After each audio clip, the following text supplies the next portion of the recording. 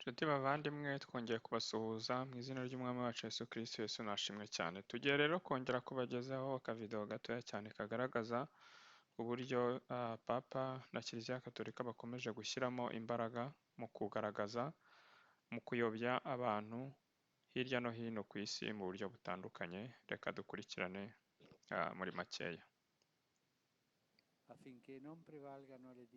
Ibiro bya Papa bishinzwe Bibiliya byamaze kuzuza ibyo Papa yari yarabasabye gukora ku bushakashatsi ku kigwa runaka. Ibyavuyemo rero ni iki? Umugabo ni iki? Mbese umugore ni iki?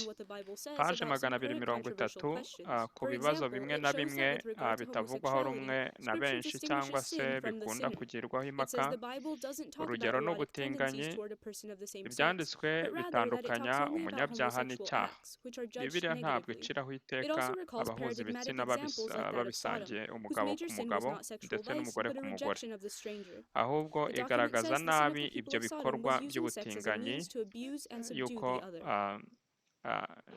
ikagaragaza nanone ko icyaha cya Sodoma ko kitari gishingiye ku butinganyi, ahubwo cyari gishingiye gufata ku ngufu mu buryo bw'ubutinganyi ndetse no kwanga gucumbikira abanyamahanga cyangwa se kurwanya abanyamahanga. Nshuti rero bavandimwe, muri kubona yuko Papa Francis akomeje gushyiramo imbaraga kugira ngo abashe kuyobya isi, ndetse yifashishije n'ubushakashatsi buturutse muri Bibiliya.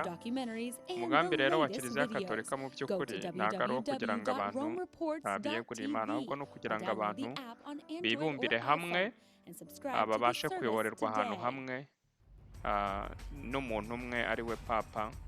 Ibyo rero bikaba binyuranyije n'amahame ya Bibiliya, ahubwo dukwiriye kwizera Yesu Kristo we wenyine ubonerwa mu bugingo buhoraho. Rero mureke tube maso kandi dusenge, dusobanukirwe n'iminsi tugezemo ndetse n'ibigiye kubaho. Ibyo nsaba namwe mbasabira mu izina rya Yesu Kristo umwami wacu. Reka dusenge. Data wa twese uri mu ijuru, turagushimiye cyane, izina ryawe rihabwe icyubahiro. Tugushimiye kuri Imana nziza, uduhe ubwenge rero no gushishoza muri ibi bihe tugezemo, mu izina ry'umwami wacu Yesu Kristo, amen.